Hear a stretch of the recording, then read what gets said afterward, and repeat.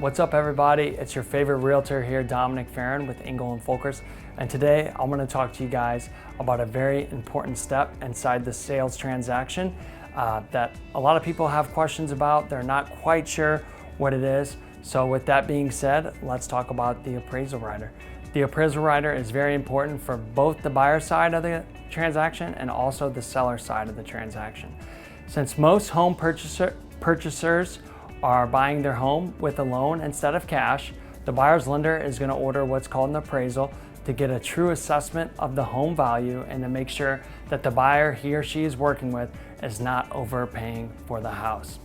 So this is very important for a buyer to exercise and do the appraisal rider, because in this market where homes are still being sold for record highs, it's nice to, as a buyer, to feel the comfortability that you're not going to be overpaying for a home and that you're going to get that appraisal.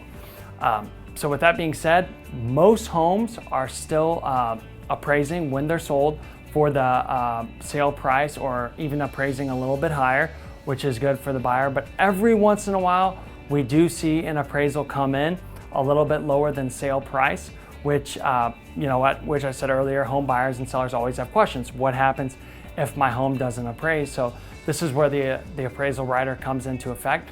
If you're a buyer and you buy a home for $350 and it appraises for $340 and you did the appraisal rider, you have three options. You can pay the appraisal gap, which would be the $10,000. Now, most people aren't going to want to do that, but you can.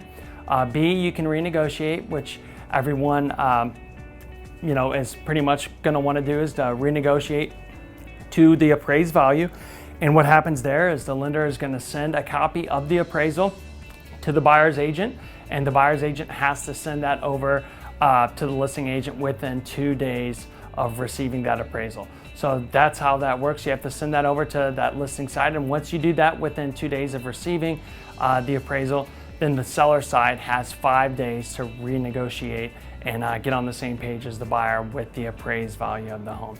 So that's how that works. I know it can kind of be stressful for buyers or sellers, because both want the home to appraise. The seller wants to get as much as they can, but the buyer wants to get what their home is worth. So that's how that works. If you do have any questions about the appraisal rider or about appraisals, or any questions along the process, I'm your guy. I would love to help you out. Give me a call at 636-875-4805. Thank you so much and have a great day. Bye.